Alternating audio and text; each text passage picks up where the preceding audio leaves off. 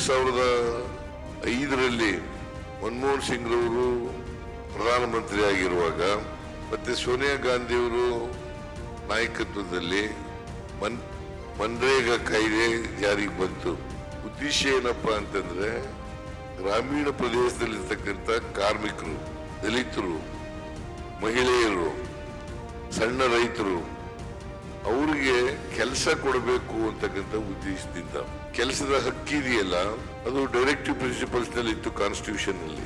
ಅದನ್ನ ಮೂಲಭೂತ ಹಕ್ಕಾಗಿ ಮಾಡ್ತಕ್ಕಂಥ ಕೆಲಸವನ್ನು ಮಾಡಿದ್ರು ಮನಮೋಹನ್ ಸಿಂಗ್ ಅವರು. ನಿರುದ್ಯೋಗದ ಸಮಸ್ಯೆ, ಆಹಾರದ ಸಮಸ್ಯೆ, ಇನ್ಫಾರ್ಮೇಶನ್ ಸಮಸ್ಯೆ, ಕಾಡಿನಲ್ಲಿ ವಾಸ ಮಾಡ್ತಕ್ಕಂಥ ಜನರು ಅವರ ಸಮಸ್ಯೆ, ಈ ಸಮಸ್ಯೆಗಳಿಗೆಲ್ಲ ಪರಿಹಾರ ಕಂಡುಹಿಡಿತಕ್ಕಂಥ ಪ್ರಯತ್ನವನ್ನ ಮನಮೋಹನ್ ಸಿಂಗ್ ಅವರು ಮಾಡಿದ್ರು. ಇದು 20 ವರ್ಷದಿಂದ ಜಾರಿಯಲ್ಲಿತ್ತು.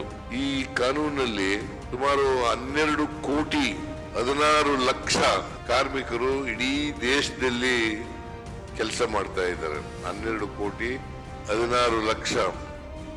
ಅದರಲ್ಲಿ 53%ಗಿಂತ ಹೆಚ್ಚಾಗಿ ಮಹಿಳೆಯರು.